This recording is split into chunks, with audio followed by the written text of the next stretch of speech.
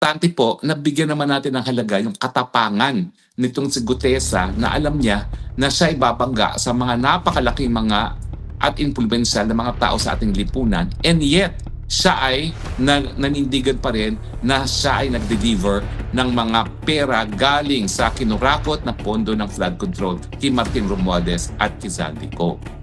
Dapat naman bigyan natin yung kahalagahan yung kanyang pagkabayani na talagang sinugal niya ang kanyang buhay at dahilan ngayon na siya ay nagtatago dahil sigurado po kung ako si Martin Romualdez at si Zaldico, gusto kong mawala sa planetang ito itong si Gutesa nang mawala yung ebidensya na nagsasabi na sila nga ay tumanggap ng pera galing sa kinurakot na pondo sa mga flood control projects.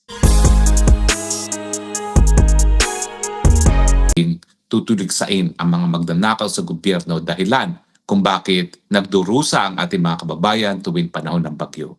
Sana po kayo rin ay matangay ng bagyo nang mawala na sa Pilipinas at maibalik na ang kaban ng taong bayan para sa mga proyekto na tunay na makakatulong sa ating kababayan sa panahon ng bagyo. Pag-usapan po natin ngayon ang isang testigo na para bagang nagiging lightning rod, naghihiwalay sa hanay ng Senado doon sa mga kampi sa kanya at mga laban sa kanya, no? Pro and anti. Siya po ang nagbigay ng pinaka-sensational na testimonya so far na yung pondo ng bayan na nakalaan para sa flood control, ninakaw at pinangalanan niya kung sino nagnakaw, Martin Romualdez at Zaldico. Ang kanyang testimonya, siya ay nag-deliver na mga suitcases ng pera galing sa mga flood control projects na naglalaman ng 48 million kada delivery, at itong delivery ay nangyari mula Abril ng 2024 hanggang Agosto ng 2025 kung kailan siya nagbitiw. Siya daw ay isang security consultant ni Zaldico sa Ako Bicol Party List, dating miyembro ng Marines. Siya ay nagkakamali, siya ay isang master sergeant. Siya si Orly Gutesa. Now, dahil po sa kanyang testimonya, siya po yung kauna-unahang link na talagang nagsasabi na ang mga nakinabang dito sa pangurakot ng flood control ay si Martin Romualdez at si Zaldico. At ang kanyang testimonya nga ay nagpatunay na ang pera na galing sa flood control sana para maiwasan itong aberya na nararanasan ngayon ng mga taga Cebu ay napunta sa pamamahay ni Martin Romualdez sa Forbes Park, ni Zaldico sa Valle Verde, at doon nga sa Aguado. Na ako nga ay nagtatanong dahil ang Aguado ay sa harap lamang ng Malacanang, para bagang ang delivery sa Aguado ay para sa nakatira sa Malacanang dahil hindi naman po doon nakatira ang Martin Romualdez. At bakit pa kinakailangan mag-deliver sa Aguado, gayong nagde-deliver na naman sila sa bahay ni Martin Romualdez sa Forbes Park, Makati. Konklusyon na para sa nakatira sa Malacanang yung mga pera na dinideliver ni Gutesa dyan sa Aguado. Pero ngayon po, pinagtatalunan ng mga senador kung dapat bang paniwalaan si Gutesa. Sa ilan, gaya ni Senator Marcoleta, ay si Gutesa ay isang bayani. Bayani na sinugal ng buhay para isiwalat ng katotohanan tungkol sa korupsyon ng flood control at ang kinalaman ni Martin Romualdez at ni Zaldico. Para naman sa ilan, gaya ni Panfilo Lacson, siya isang sinungaling. Lalong-lalo na sinasabi na yung pirma daw ng notaryo sa kanyang affidavit na nagsasalaysay ng kanyang sinasabi ay hindi pirma ng abogado. Well, una-una, lilinawin lang po natin itong issue ng batas, no? Dahil si Gutesa po ay nanumpa bago siya nagbigay testimonya sa Senado, ang lahat ng sinabi po niya ay sinumpaan hindi lang dahil dun sa affidavit na yan, kung hindi dahil ito po ay sinumpaan sa harap mismo ng Senado. Mas mataas nga po ang parusa kapag napatunayan siya nagsinungaling doon sa kanyang testimonya sa Senado dahil ang pagsasabi ng maling testimonya sa Senado ay pinaparusahan bilang false testimony in a legislative hearing na mayroong mas mataas na parusa kaysa sa ordinaryong perjury. Well, alam nyo, talagang panahon na siguro para taasan natin ang parusa sa perjury dahil sa Pilipinas, talagang 5-5 ang sinungaling na nag-execute ng mga affidavits, no? Pero ngayon, ang aking sinasabi, baliwala po kung talagang hindi pirma ng abogado yung nasa affidavit, dahil ang mas importante sinumpaan po niya ang kanyang sanaysay dito sa Senado. So wala pong epekto yung falsified signature ng abogado kung totoo man yun, dahil ang katotohanan po ay sinumpaan naman ang kanyang testimonya. Now, alam nyo, sa totoo lang, ako ni minsan hindi ako naging notaryo. Bagamat ako now I'm on my 36 years of practice, no? 35 years of practice. 35 nga ba? 1990. 90 to 2025. Tama, 35 years of practice. Kasi ayaw ko yung mga notaryo, yung mga requirements na isasubmit mo sa RTC, sa lahat ng mga notaryo, ng mga dokumentong na notaryo mo, hindi ko kaya yan. Tsaka ayaw ko yung pangalan ko na ipambabalot ng tinapa, no? Dahil alam naman natin na yung mga affidavit na gamit na minsan ay pinibibenta sa mga bibili ng mga papel at pinapanggamit na pambalot ng isda. Ayaw ko naman yung pangalan ko yung ginagamit na pambalot ng isda. Kaya ni minsan hindi ako naging notaryo. Pero marami po akong mga kaibigan, mga abogado na notaryo na talagang dinidelegate sa sekretarya ang pagpipirma. At ang importante ay nagbigay siya ng nagsabi siya na pawang katotohanan ng sasabihin niya, ano, at kung hindi ay siya ipaparusahan, at dinidelegate yung pagpipirma ng notaryo sa kanilang mga sekretarya. Hindi ko sinasabing tama yan, sinasabi ko lang ay patakaran po yan at hindi patakaran. Yan po ay practice ng marami, no? Lalong-lalo na kung ordinaryong affidavit lamang. Pero ang punto po, wala pong impact sa katotohanan ng sinabi ni Gutesa yung di umano ay hindi pagpirma ng abogado sa kanyang affidavit dahil ang lahat ng mga bagay-bagay na sinabi naman niya dun sa affidavit na yun, inulit niya matapos siyang magsumpa sa Senado. So, nagtataka nga ako kung bakit naging issue pa yan. Dahil ang issue ngayon is dapat bang paniwalaan ang testimonya ni Gutesa? Well, natural po. Kung sa testimonya pa lang, hindi pa po yan conclusive. Yan nga po yung kauna-unahang ebidensya na lumabas na tumanggap ng pera galing sa flood control projects ang Martin Romualdez at ang Zaldico. Marami pa po ebidensya ang dapat nating makalap para po mapakulong itong Martin Romualdez at Zaldico para sa plunder. Magkano ba yung di umano na deliver ni Gutesa sa bahay ni Martin Romualdez at ni Zaldico? Well, 3 beses daw po siya nagde-deliver kada isang linggo ng mahigit kumulang 48 million, no? At kung isusuma total niyo po yan from April 2024 hanggang Agosto of 2025 kung kailan siya nag-resign, hihigit po sa 5 billion ang nilamon, ang na-deliver sa bahay ni Martin Romualdez, sa bahay ni Zaldico at sa Aguado. Now, ito po isang testimonial evidence. So pwede naman pong i-test ang credibility ni Gutesa. Meron na ba siyang prior conviction for perjury? Meron ba siyang dahilan para magsinungaling? Meron bang nagbayad sa kanya? At makokorroborate mo ba yung kanyang mga sinabi sa iba pang mga ebidensya? Ano ba mga ebidensya pa ang pwedeng gamitin para mapatunayan na totoo ang sinasabi ni Gutesa? Well, una-una kung meron pang ibang kasama si Gutesa na mag-deliver. After all, meron niyang driver at dahil napakadami ng mga maliit ang bubuhatin, meron pang ibang mga nagbuhat. So, yan bang mga yan ng mga driver at saka mga nagbuhat ng pera ay tetestigo rin para makorroborate ang testimonya niya.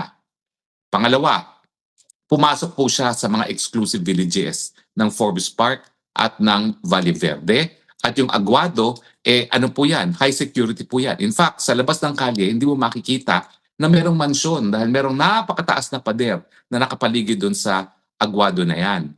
Pero meron po yung CCTV. So ano po ang pwede nating kuning na ebidensya? Doon pa lang sa pagpasok, papunta sa mga tahanan kung saan nag-deliver si Gutesa. Tumpak po, nandyan po ang mga CCTV na magpapakita kung dumaan nga yung sasakyan ni Gutesa. At kung yung sasakyan na ginamit nila ay sapat nga para magdala ng mga halaga na di umano na deliver niya. No? So, makikita po yan kasi maaalala naman ni Gutesa kung kailan yung mga dates na siya nagde-deliver at pwede naman natin i-request yung CCTV sa mga Forbes Park, sa Valle Verde at saka doon sa nagpapatakbo ng Aguado kung merong ngang record na nag-deliver itong Gutesa. In fact, hindi lang po CCTV ang hanapin natin. Pag pumasok ka naman sa isang exclusive village, hihingan ka ng license plate, license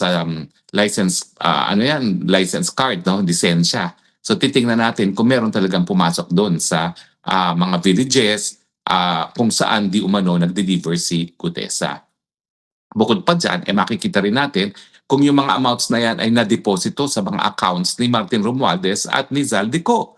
Kasi kung ang petsa ay alam, pwede naman siguro na i-check natin kung lumago nga ba ng 5 billion yung mga bank accounts ni Martin Romualdez at ni Zaldico between April of 2024 hanggang August of 2025.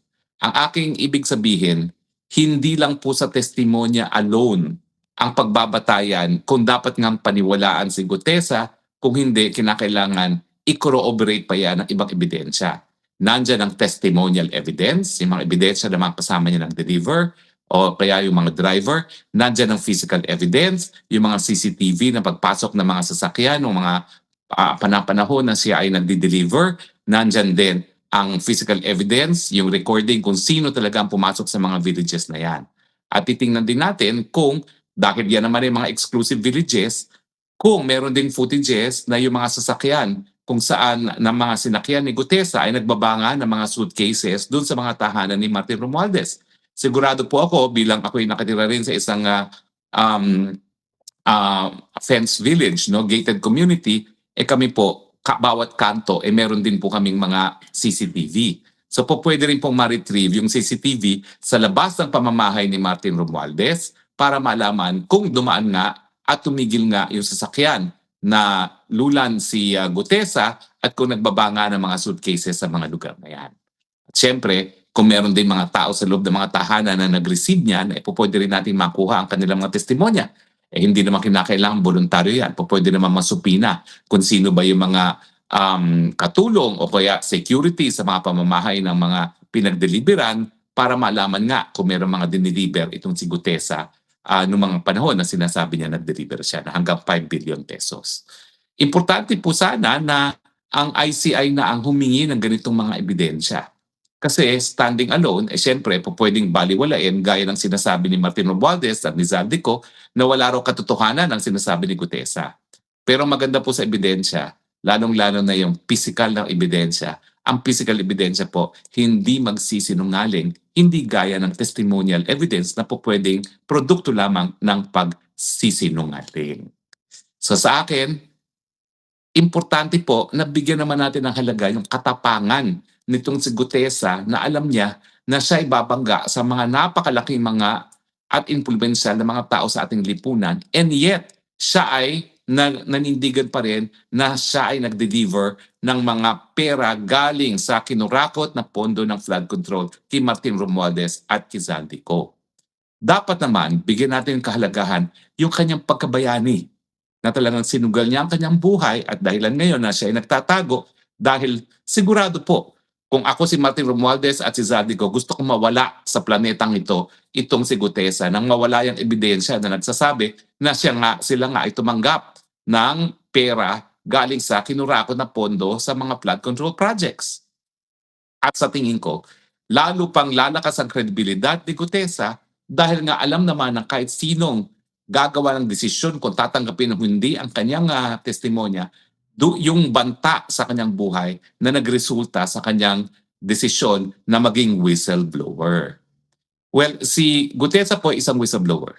Kaya nga po ginigigit ko uli yung aking advokasya na hindi ko nakamit o hindi ko nagawa nung ako'y kongresista ng 17th Congress, yung batas na nagbibigay ng mga pribilehiyo at karapatan sa mga whistleblowers.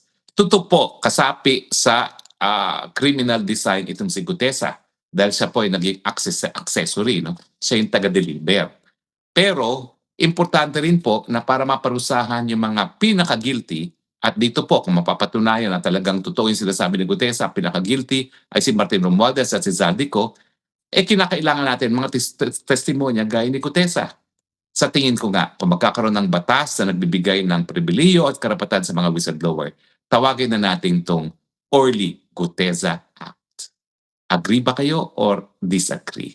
Kinakailangan po ang mga whistleblowers para makulong ang mga pinakamatakaw na buwaya sa ating lipunan. Ikulong ang mga buwaya, ikulong ang mga baboy na ngayon po ay responsable sa pagdurusa ng ating mga kababayan dyan sa Cebu habang sila ay lumalangoy sa tubig baha. Makarma sana kayo, mga walang yang magnanakaw. Maraming salamat po sa inyong patuloy na pagtangkilik at sana po makulong na ang mga buwaya sa ating lipunan. Hindi po yan nagtatapos kay Martin Romualdez at kay Zaldico. Yan po ay aabot doon sa nagtalaga kay Martin Romualdez bilang speaker. Dahil kung hindi naging speaker si Martin Romualdez, hindi naman po itatalaga si Zaldico bilang chairman ng Committee on Appropriation.